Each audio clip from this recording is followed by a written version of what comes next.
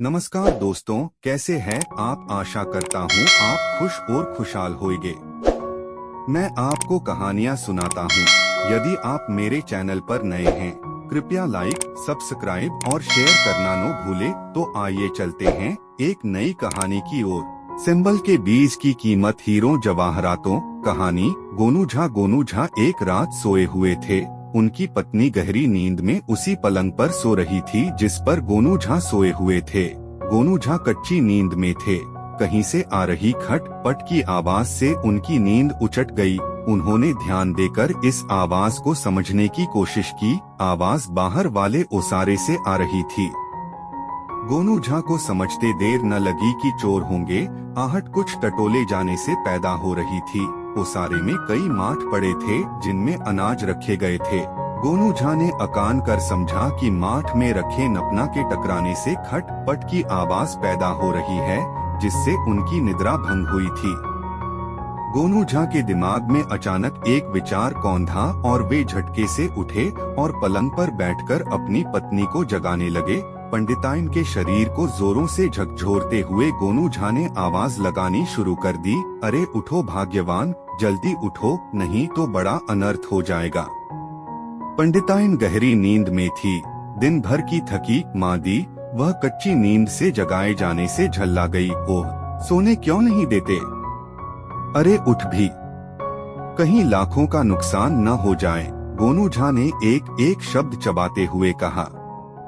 लाखों का नुकसान की बात सुनकर पंडिताइन थोड़ा सजग हुई और बिस्तर पर उठकर बैठ गई।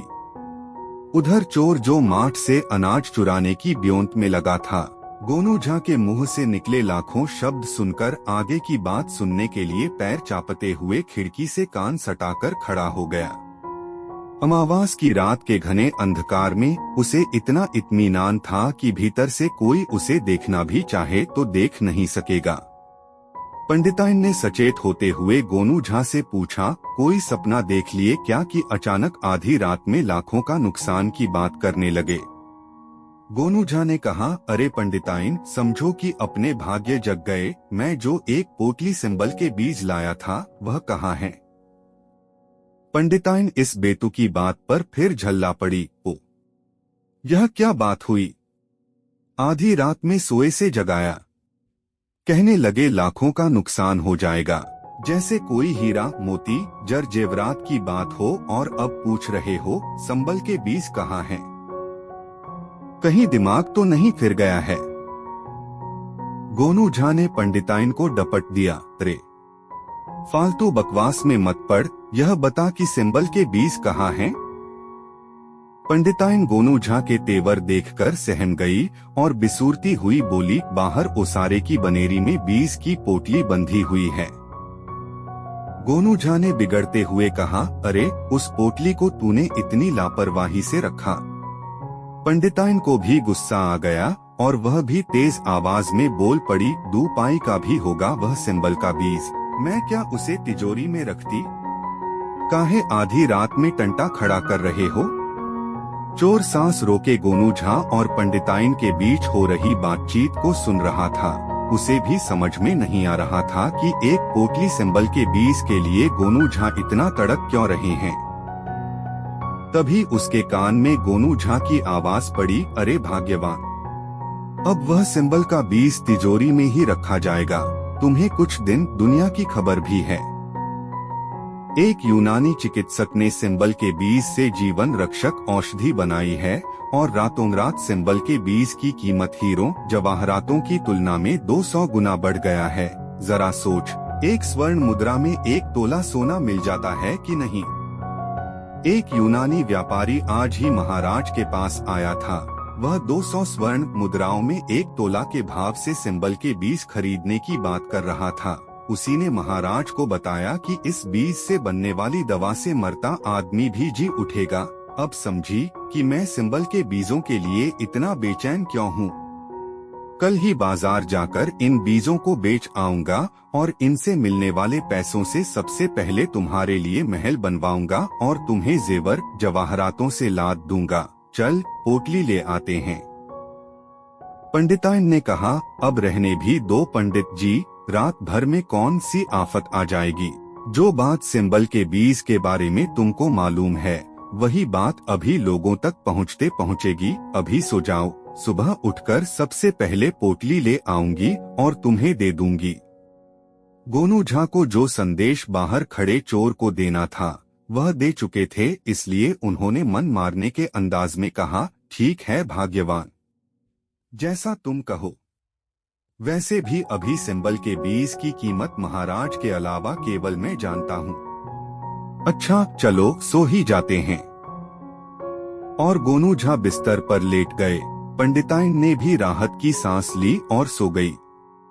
दूसरे दिन सुबह सुबह पंडिताइन घबराई सी गोनू झा को झंकोर कर जगाने लगी। उठिए पंडित जी, गजब हो गया, उठिए। गोनू झा उठे। उन्होंने घबराई सी पंडिताइन को देखा तो मुस्कुराकर पूछने लगे, तो पोटली गायब हो गई? पंडिताइन जवाब देने की बजाय सुबकने लगी। वह पछतावे से भरी हुई थी कि यदि उसने गोनू झा की बात मानकर रात को ही बनेरी से पोटली खोली होती तो यह हादसा नहीं होता। न जाने कौन रात में पोटली खोलकर ले गया जिसमें बहुमूल्य सिंबल के बीज थे। गोनू झा को लगा कि चोर वाला राज अब खोल देने में भलाई है। न जाने सिंबल के बीज के सदमे में पंडिताइन पर क्या गुजरे। उन्होंने पंडिताइन की पीठ थपथपाते हुए कहा, अब जाने भी दो पाई की चीज के लिए इस तरह आंसू नहीं बहाते। फिर उन्होंने पंडिताइन को बताया कि रात को उन्होंने चोरों की आहट सुन ली थी और उन्हें गुमराह करने के लिए सिंबल के बीज के भाव बताए थे तथा एक किस्सा गढ़ दिया था। गोनू झा की बात सुनकर पंडिताइन की जान में जान आई। गोनू झा बिस्तर से उठे। स्नानादि से निवृत्त होकर उन्होंने स्वच्छ वस्त्र धारण किए और बाजार की ओर चल पड़े। बाजार पहुंचकर उन्होंने सबसे पहला काम यह किया कि बाजार सुरक्षा चौकी पर गए और वहां के चौकीदार से बताया कि बाजार में यदि कोई सिंबल का बीज बेचता नजर आए तो उसकी गतिविधियों पर नजर रखी जाए, क्योंकि एक ठग कल से ही सिंबल के बीज को जीवन रक्षक औषधि बताकर बेचने की कोशिश कर रहा है। वह सिंबल के बीज की कीमत 200 रुपए तोला बता रहा है। वे खुद उससे ठगाते ठगाते बचे हैं। पहले तो चौकीदार को विश्वास ही नहीं हुआ कि कोई व्यक्ति इस तरह का दुस्साहस कर सकता है कि 2 पाई की चीज के लिए 200 स्वर्ण मुद्राओं की मांग करे। लेकिन बात चूंकि गोनू झा की थी तो उसे सतर्कता दिखाने की मजबूरी हो गई। चौकीदार को लेकर गोनू झा बाजार का चक्कर लगाने लगे।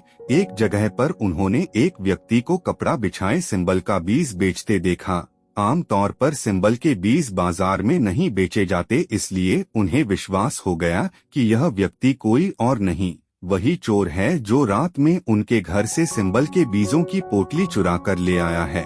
उन्होंने चौकीदार को इशारा कर दिया और उनके इशारे पर चौकीदार चोर के पास पहुंचा और उससे सिंबल के बीज की कीमत पूछा। चोर ने चौकीदार की ओर देखकर कहा, 200 स्वर्ण मुद्राएं प्रति तोला। चौकीदार ने प्रश्न किया, अरे इतना महंगा? क्या है इन बीजों में? आखिर ये सिंबल के ही बीज हैं न? चोर ने मुस्कुराते हुए कहा, अरे ये साधारण बीज नहीं हैं। इन बीजों में जीवंत रक्षक तत्व हैं। तब तक गोनू झा वहां पहुंच चुके थे और चोर चौकीदार संवाद का रस ले रहे थे। उन्होंने चोर से कहा, अरे तू तो रात का भाव बता रहा है। चौकीदार जी, जरा इसे सिंबल के बीजों का दिन वाला भाव बता दीजिए। फिर क्या था? चोर को चौकीदार ने पकड़ा, उसकी मुस्के चढ़ा दी और पीटता हुआ उसे लेकर चला गया। गोनू झा अपनी मस्त चाल से राज दरबार की ओर बढ़ने लगे। मिलता हूँ दोस्तों अपनी अगली कहानी के साथ।